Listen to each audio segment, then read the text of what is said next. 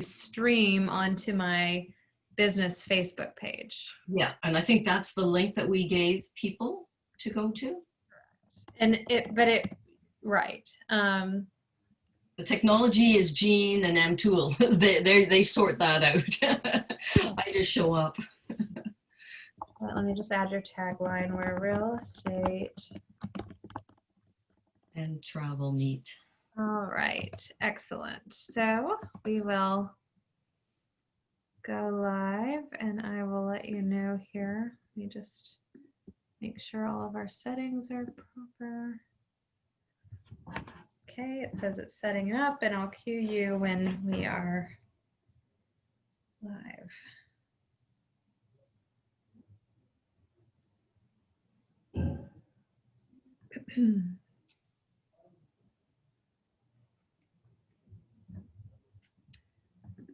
Okay, so we are now live and streaming. Well, welcome, Anne.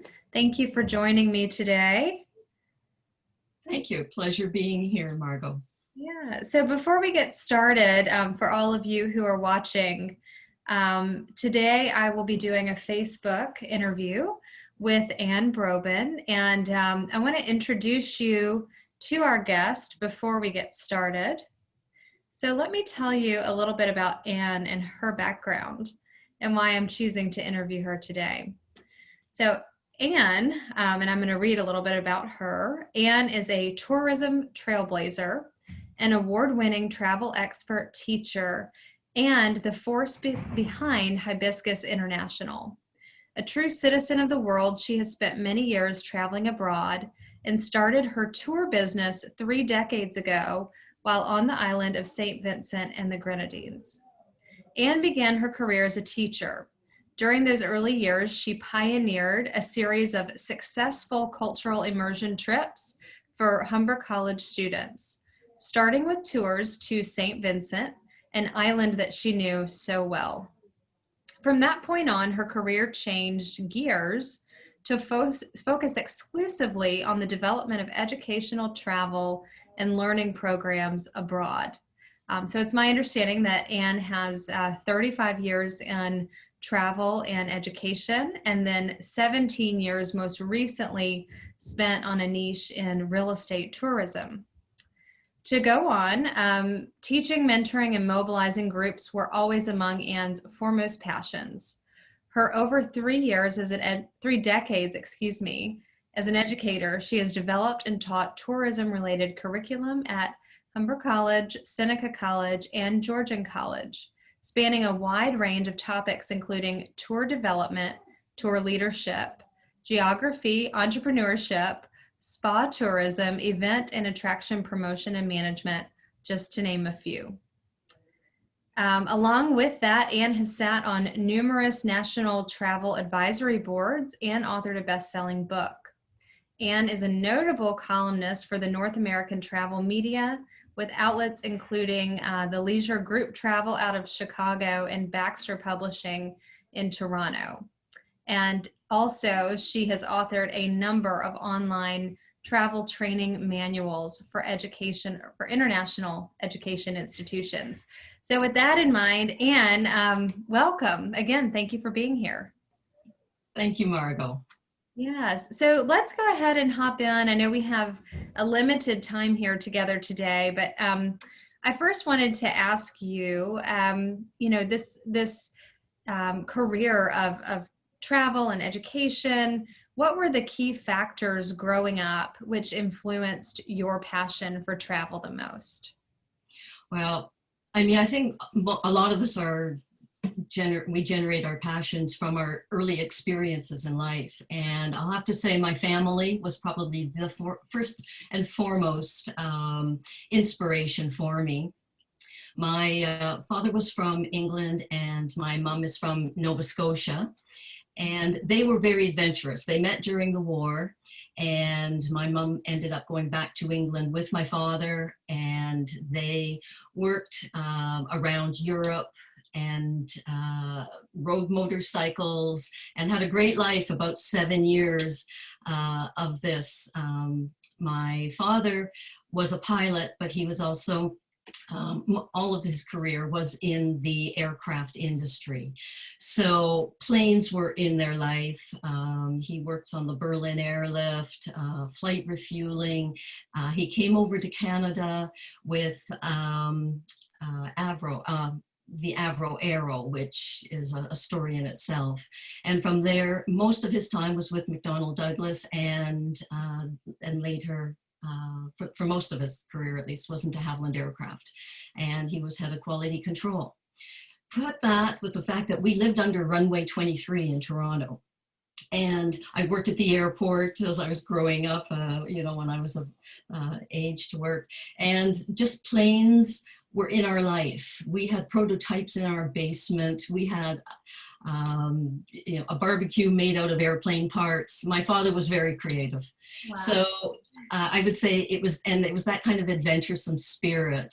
On Sundays, he would take myself and my brother on these mystery tours, he called them, Sunday afternoon mystery tours. He wouldn't tell us where we're going, and it almost always ended up with an ice cream somewhere.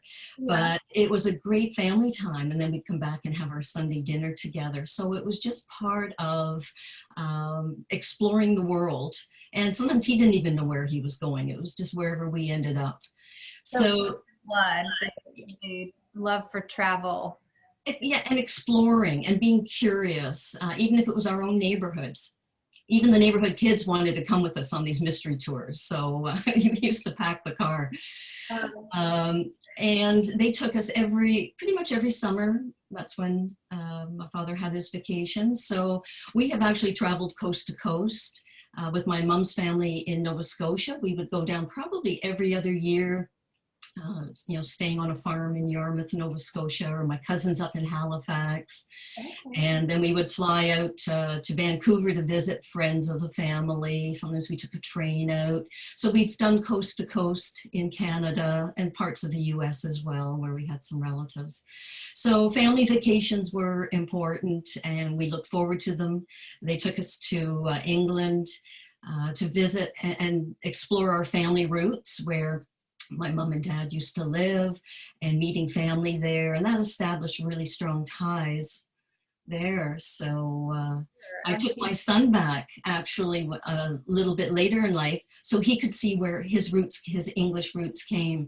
And it was a trip we'll never forget. When he walked into a pub, he looked like my dad, and the men were still sitting there and said, "Are you a Brobyn?" Oh, this was the first time my son ever felt he had roots, and it was because of that traveling. And that was a Christmas that we spent over there that we'll never forget. Isn't that incredible? Yeah. So sounds like quite a history of growing up that sort of influenced that curiosity and that passion. Yeah, and it was always done with camping, driving. We didn't have all-inclusives back there. We didn't take those kinds of vacations. Most people traveled for friends and relatives. But the other really strong influence I had was in grade 12 in school. I took an anthropology course, and I discovered Margaret Mead and her passion of understanding cultures and tribes in Africa. And I just felt, having grown up in a very suburban family home, there's this whole world out there that they grow up different and they think different. And I was fascinated with how people have different patterns of thinking and ways of thinking that aren't right or wrong. They're just different. Right. Exactly. And I realized that very young. And reading I was an avid reader. So I was always reading travel adventures, and which always led me to wanting to travel to those exotic destinations.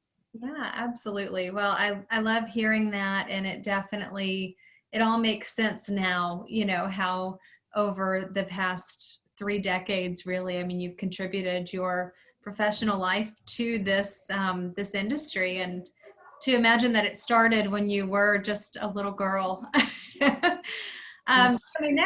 My next question for you is, of all of these trips that you've done and all the places that you've explored in the world, what trips would you say had the most impact on your personal and professional development?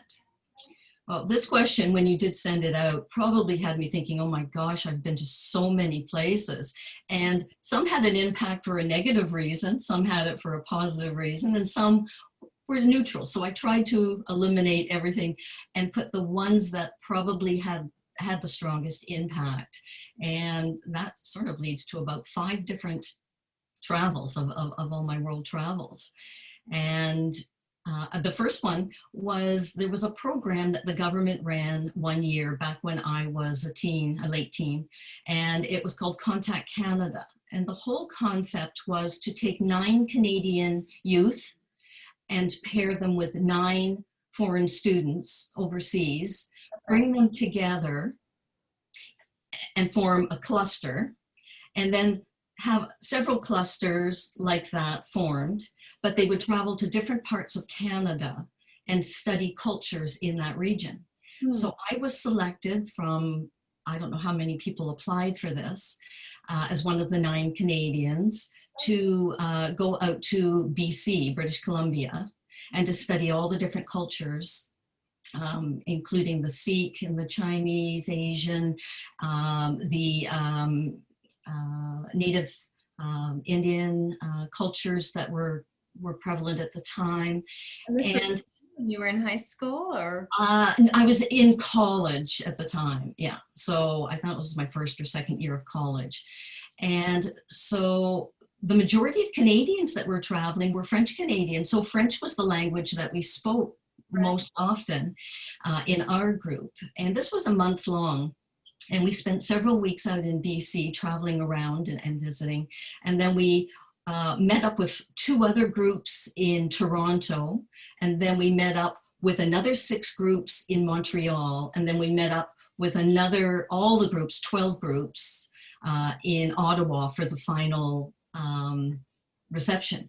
So this was an amazing experience. And the reason being is that the very first day I flew out, and I was picked up at the airport by one of the hosts, taken to the University of British Columbia, where we were staying in the dorms.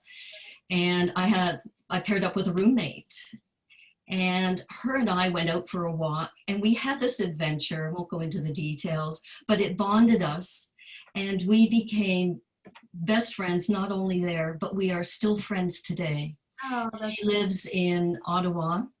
Oh, wow. And that experience and the stories and the adventures, I am rather adventurous. She was a bit more of the conservative type, but anyways, so to reward that, the other experience that goes with that is that to celebrate, I think it was 45 years of knowing one another, I took her to Paris for New Year's a couple of years ago. Oh. And that turned out to be probably one of the second top trips and experiences of a lifetime, where we reconnected. We were seeing each other every year anyways, but she lives in Ottawa, so there was a distance there. So we went out, and it was a luxury tour that one of my suppliers invited us to go on. We were wined and dined throughout New Year's Eve in Paris like I could never afford or imagine in my life. And as I say, every time we get on the phone, there's always a rehashing of those stories. Right. So those 2 were important. Quickly though, to go into the Bahamas, I was also in college and decided in my 3rd year post-secondary to go to the Bahamas for New Year's with a girlfriend. Well, that was my first trip really down into some type of a tropical climate, Caribbean, some call it, but the culture being so different. And we went to Junkanoo, which is their cultural activity.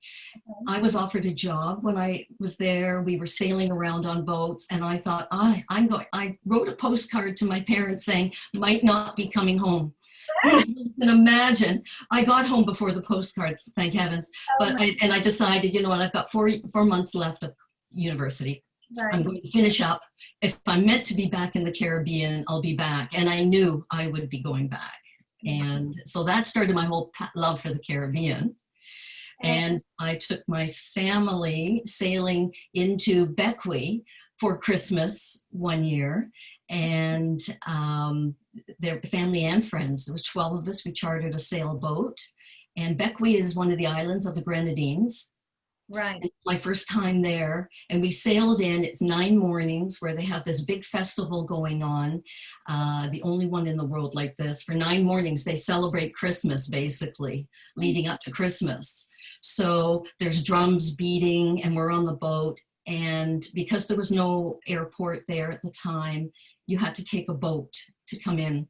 And so boats from all over the world, sailors from all the world made Bequia their waypoint for December 24th. The whole harbor was packed. There was boats from Saudi Arabia and Sweden and Australia, and they were all there. We had to raft off of one another. So to go ashore, you had to go across everyone's boats to get ashore. Well, that just made the community. And I remember just brushing my teeth off the back of the stern of the boat, and all these boats were coming in because we were one of the first ones in, and it was just like, oh my gosh, I'd never seen anything like it. And then Christmas Day and the fireworks over the bay. So again, I knew I would come back, and that is actually where I went back in the 80s and came up with the concept for Hibiscus International. So Bequia was in my heart forever. I'll probably skip through Italy and Spain, where I spent months there developing cultural tours. So stayed in apartments and roamed around and met local people who introduced me to people. So those experiences were amazing. And I guess the big one was in Guyana. I went down to rehabilitate giant river otters in the Rupununi, which is a tributary of the Amazon. Met Deanne McTurk, who she changed my life. Her concept, 75 years old at the time, and she was running this cattle ranch that I stayed in a hut on this cattle ranch. And the stars at night, there was no electricity, the stars at night, the Milky Ways, it just put life into perspective. And I actually went home and changed my life. I just literally said, this is not important. This is where I'm headed. And I was able to make decisions about my direction in life. And was that was after you had decided, you had sort of had this brainchild of Hibiscus International, and then you went to, was this post or before that? That was post. Okay. That was afterwards there, but there was a huge pivot personally in my life. And well, I'll say it led up to, but I had the idea. I was an entrepreneur already. It's just that it really solidified. It was going to be in cultural tourism at that point. Oh, wow. And what a journey it's been for you. Oh my gosh, amazing. I'm just, so blessed. 35 years later. Well, my next question for you is, so, one of the reasons that I wanted to feature Anne, for those of you who are watching, outside of just really connecting with her over the past year or several years maybe, and, understanding more about her business and her heart, she has something very exciting coming through Hibiscus International this year. And it's the Real Estate Travel Academy, which all of you watching can actually be a part of and subscribe to. So, Anne, I'd like for you to tell us a little bit more about the Real Estate Travel Academy through Hibiscus International, if you would, and how our viewers could possibly get involved. Absolutely. I'm thrilled to be able to talk about it.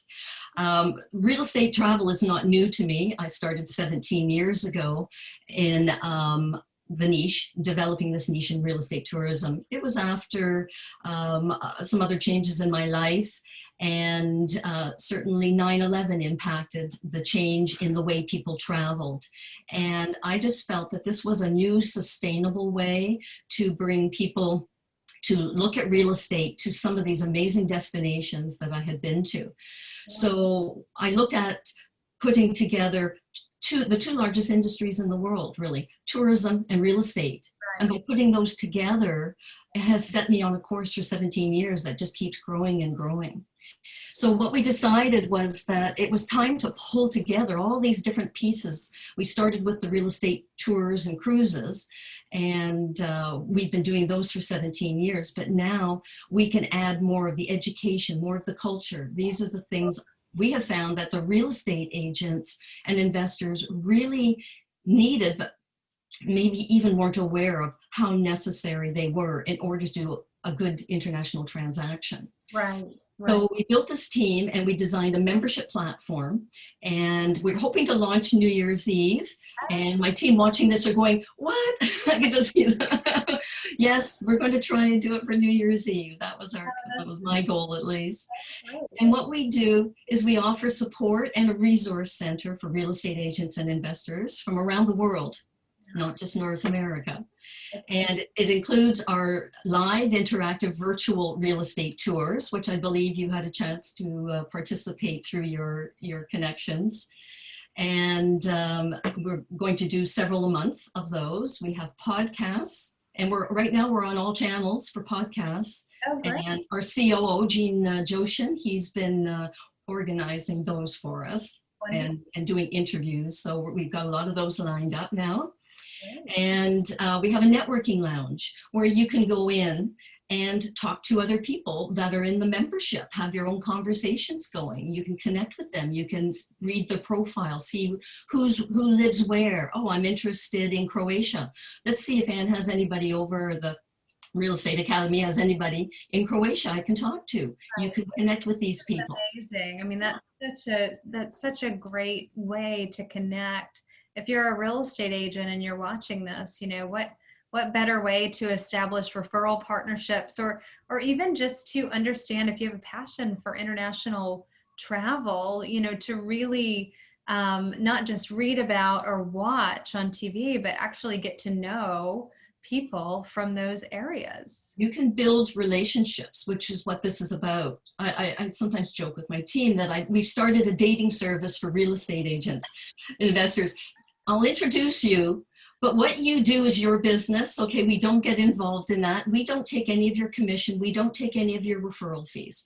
So we get our resources from putting on the podcast, the virtual tours, from the real estate cruises and tours. So imagine meeting a real estate agent in Italy and then going on one of our tours to Italy, where you can actually meet the person live. So it's built in that way. And because we're a full service travel agency, you might say, I just met this great person over here and I want to go and look at investments. We can plan your whole vacation and send you, your family, your friends, your clients, whoever. We can do all your travel arrangements for it. So that makes it really exciting that it's not just textbook learning. It actually takes you to the real learning, which is actually going to these destinations. Sure. And I was a part of your virtual tour for the Amalfi Coast back in, I think it was October.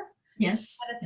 Yeah. And anyways, that and several others, you know, that I've seen, it's just what an incredible way to link people, not just realtors, but people from different cultures and locations around the world, and then be able to go and meet them in person. I mean, I look forward to the day that I can go to Italy and meet some of the people that I've seen on the screen. I just think that that's very exciting. So this is certainly an incredible opportunity that you have created for people passionate about travel and real estate.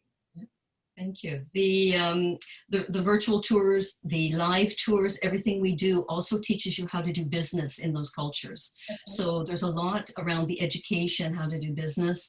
And we look at the 3 R's of real estate, our location, location, location. And unless you know that location inside and out, you won't be able to find the best neighborhoods, learn what it is you want. I mean, we've seen that over time and time again, that you really do need to know about these destinations. Right. And we teach, you know, realtors are to be the hyper-local expert. And that really is what we are and what we have to be to do our job well. All right. Well, thank you so much for sharing that about the Real Estate Travel Academy. So, and if someone wanted more information, or if they would like to register for a subscription, what is the best way for them to get in touch with you? Well, first to go to our website at hibiscusinternational.com. And there you look and you can see all about the Real Estate Travel Academy. It takes you over to the Real Estate Travel Academy, which is on the same website. Sure. And from there, the Real Estate Travel Academy page, you will see where you click to join the membership. We have 2 levels of membership, the free part, and we have then the professional premium level. So there's just more perks in the premium, but you can still join for free. That's where you join our virtual tours, our real estate tours, our real estate cruises is all through that section. The library is there, the networking lounge is there. It will all be in one place. Great. Yeah, you can't beat that. So if you're watching, I'm actually going to, when we're finished with this Zoom, I'm going to drop just the direct link on our Facebook page below the video. And if you're watching this and you have a passion for travel and seeing beautiful homes and cultures across the globe, please, go to the site and sign up so that you can subscribe to this, because I am confident it will add a lot of value, incredible value to you and to your business. And you may even see Margot on one of the cruises talking about her business. So as we're talking, we are also, I should mention, we are on social media. We actually have hired social media as part of our team members. So on Facebook, LinkedIn, we've got groups for the Real Estate Travel Academy. We've got the page, go and like it. And LinkedIn, you can find us there too. Go and like their page, and I'll post that as well so that they can easily access it. All right, so 2 more questions for you, Anne, and thank you for your time again today. And for those of you watching, if you are going to stick around, we'll do a Q&A on Facebook at the end of this interview. So my next question for you is, how has the study of other cultures really influenced your perspective on life and just the experience of life overall? Well, I would say the biggest thing that I discovered by going and visiting these villages, these towns, these cities, and meeting local people, seeing what tourism does from their perspective. Right. You think as tourists, oh, we're doing them a favor. We go to their property and we pay them. But for a lot of those properties we go to, the money doesn't stay on shore, it goes offshore somewhere else. Exactly. So by learning how, I won't say how detrimental tourism is to the planet, but we've seen what happened in the last year where some of these destinations are coming back. The foliage is coming back, the waters are coming back. Venice is a key example. The world is healing itself from what we have done by over-tourism with the mass tourism. Sure. And so learning the importance of sustainable tourism and having a background in sustainable development, I did go on and get further university education because I was so drawn to the fact of how can I minimize the impact of the kind of travel I want to promote. And that's why cultural tourism was a good fit, because you're there to learn from the other culture, not to change them to being our culture or a different culture. So learning about that was the key. And also real estate tourism is, to me, is also a very sustainable type of tourism, because the kind of person who will invest in a country is investing in the country. They want it to be how they remembered it. That's why they have invested there. Right. So they quite often will participate in activities, local and community activities. They'll join service clubs, they'll participate in Rotary clubs, and they will help in education and medical. They will take on all different types of initiatives. You've probably seen this from your travels and passions that I've seen that you've done. And they probably become the best ambassadors for the region. And what more could a tourist board want than for somebody talking positively about this amazing destination? There you go. Yeah, you said it perfectly. And I think it's so interesting because so many times, particularly, in the United States, for example, I grew up in a culture, and many of us have, and there's nothing wrong with it, where, if we're going to go on a trip internationally, or if we're going to go to the Caribbean or, what have you for a vacation, we're not necessarily thinking of it in the whole scope of how we could also elevate the really the culture and the just environment of where we're visiting. You know, and I think if we could look at it a little bit differently, and of course, many of the folks that I speak to, for example, coming to Jamaica, they want to know the local places to go, and they want to know, how they can best support just the local economy, and I think that people, at least in my world, are very cognizant of that. But it certainly is interesting to take it from your perspective, as it relates to thinking about it more in terms of how you can elevate the community there. And I'm fascinated by that. I think that, yes, and once you understand the community and you understand the destination, Right. it will help you do business, international business, because you will need to adapt the way you do business in a different culture. Sure. I mean, we've seen in the Caribbean and some other countries where time has a different concept. And to learn a different concept of time, it was challenging for me coming back to Canada and having my A-type personality. Right. So I just learned to adapt, put 3 meetings on that day. If one takes place, it was a good day. So changing the way I did business, not expecting to change the way the culture does business. Exactly. Or sometimes we don't know what we're looking at. We see something and we judge it. But if we step back and look at it a different way, we might find, oh, it's not backward. It actually works in this setting. And why does it work? And why have they been doing it this way for hundreds, thousands of years? Right. So it's getting rid of some of the judgments, and it really helps, take away some of the prejudice, which Sure. is much needed in the world. Absolutely. Absolutely. All right. So my last question for you in our time together today. Let's leave with some pieces of advice. So if you could share 3 pieces of advice with our viewers or with someone who's looking to learn more about other cultures through travel, what might those be?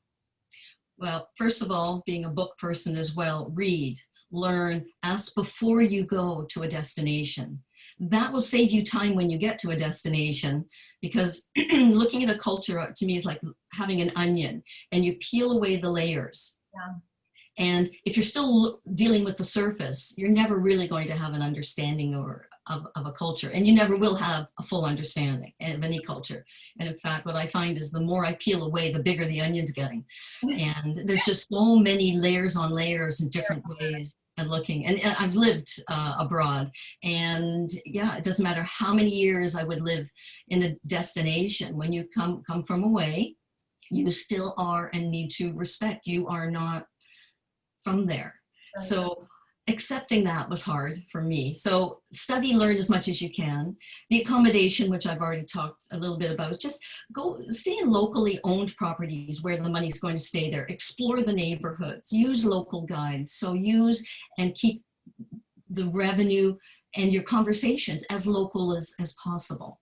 Sure. Okay. And the last one I would say is establish a contact before you go.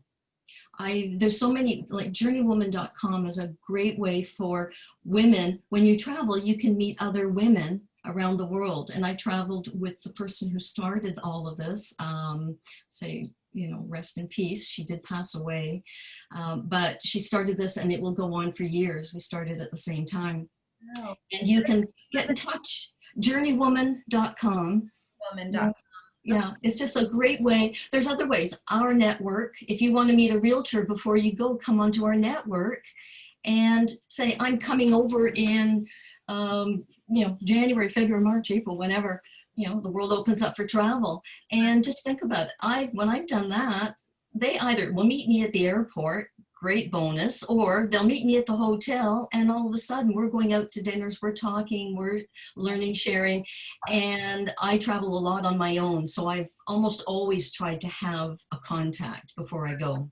Right. Just for a little bit of safety, security. Sometimes it's the B&B owner that I'm staying with, and we become friends. Yeah, so, I've had those too. Those are great people to get to know, and they know all the great local spots as well, for the most part. Yeah. The ones where I've asked a tourist for where's the best place to dine, I'll tell you when I go, it's just a touristy place. It's not the place I want to go. I know. Yeah. Well, those are all great pieces of advice. Thank you so much for that, Anne. And I'm just going to look at our, so if there's nothing else to add to that, we'll go ahead and wrap up. I'd love to hear what the audience thinks and if there's any questions or comments on what I've said. Yeah, sure. So if anyone has a question or something that they would like to ask Anne, if you want to go ahead and do that now. I see we have a couple of people that are on. And of course, if we do get a question later, we can always come back and I can take it to Anne. But I will certainly drop the Hibiscus International website link in the comments here. And I would encourage all of you watching, please go ahead, do yourself a favor and visit Hibiscus International's website, subscribe to the Real Estate Travel Academy, and use it as a place, just as Anne has explained, where you can network with others, you can establish contacts for when you're visiting certain countries in 2021, because I have a feeling that we'll at least start traveling again this year at some point. And go ahead and subscribe. This is a great opportunity to really put yourself in an international space and connect with others across the globe. So with that in mind, I don't see any particular questions right now. So Anne, I just wanted to thank you again for your time. It's always great to spend time with you. And you know, what's interesting is Anne and I have never met in person. We're just screen mates. Yeah, I'm really excited for that day when we get to meet in person. Absolutely. That'll be a great day. Yes. All right. Well, thank you so much. And with that, we'll go ahead and close out and we'll be in touch. Thank you so much, Margot, for the opportunity. I look forward to speaking with you all. So please, let's all keep in touch. All right. Thank you, Anne. Thank you. Take care. Bye-bye.